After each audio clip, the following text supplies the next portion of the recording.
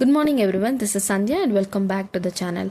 Today is Tuesday and 10th of March and in this video we'll quickly go through the market recap, key global and domestic developments, sector performance and important levels to watch. Let's begin with a global update. Leaders of the group of 7 nations are closely monitoring global oil markets as the tension continued to rise involving Iran.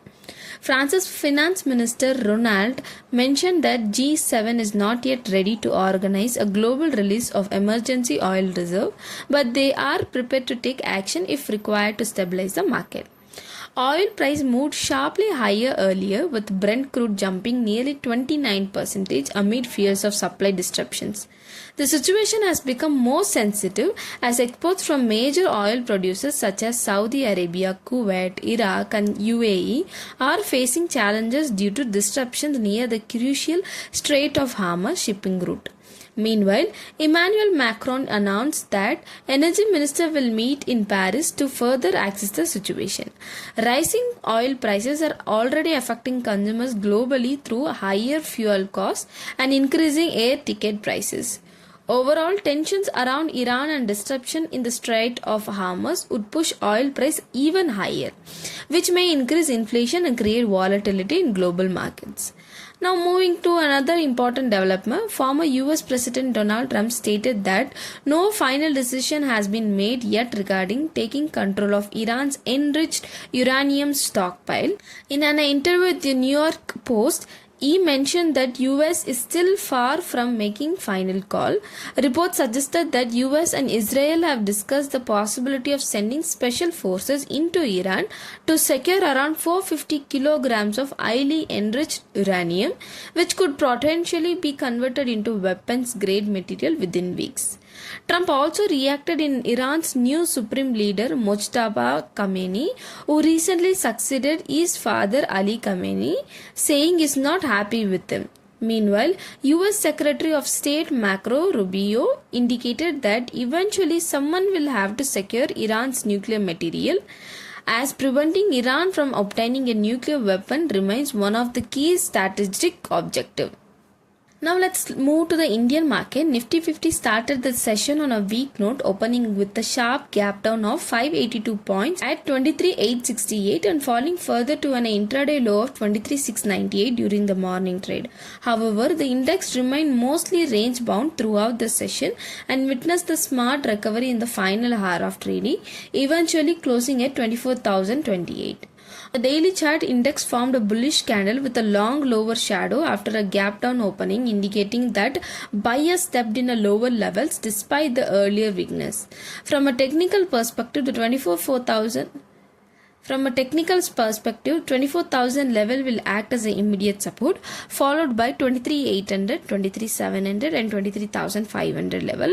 On the upside, 24,450 and 24,600 will act as a near-term resistance levels, while a stronger breakout could push the index towards 25,000 and 25,350 level.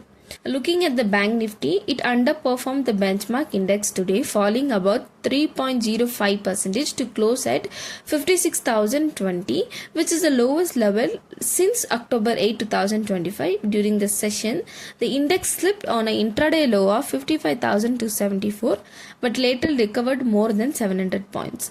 On the daily chart, Bank Nifty formed a small bearish candle with a long lower wick, showing a buying interest at a lower level. Going forward, 55,600 zone is expected to act as an immediate support. However, if the index breaks below 55,500, the decline would extend towards 54,900 and 54,400 level. On the upside, the 56,100 and 56,600 range will remain a crucial resistance zone, and only a breakout above this zone would trigger a meaningful recovery. Now let's take a look at sectoral performance. Oil and gas sector lead the gains today as global crude prices suggested due to geopolitical tensions involving Iran and supply disruption near Strait of Hormuz, which supported energy stocks. The metal sector also traded higher, supported by expectations of a strong global commodity demand. Meanwhile, banking stocks remained relatively stable as a domestic institutional investors continued to provide buying sectors. On the downside, IT sector witnessed a mild pressure due to global uncertainty and concerns about slower technology spending in the US market. FMCG stock also traded slightly lower as a rising crude price would increase input and transportation cost. Now coming to the institutional activity, on March 9, FII bought around 11,156 crores worth of equities but sold nearly 17,500 crores, resulting in net outflow of approximately 6,345 crores. Month-through data basis, FII have sold around 28,176 crore. On the other hand, DII have been a strong support to the market, who bought around 21,586 crore and sold around 12,572 crore, resulting in net inflow of around 9,013 crores for the day. On monthly data basis, closing around 41,800 crore. I have also attached the list of top gainers and losers for the day for your reference. That's all for today. Please note this video is only for educational purposes as I am not a SEBI registered advisor. Kindly note, do not make any investment decision based on this content. And if you like this video, do subscribe to the channel and leave a comment, and I'll see you in the next video. Thank you for watching.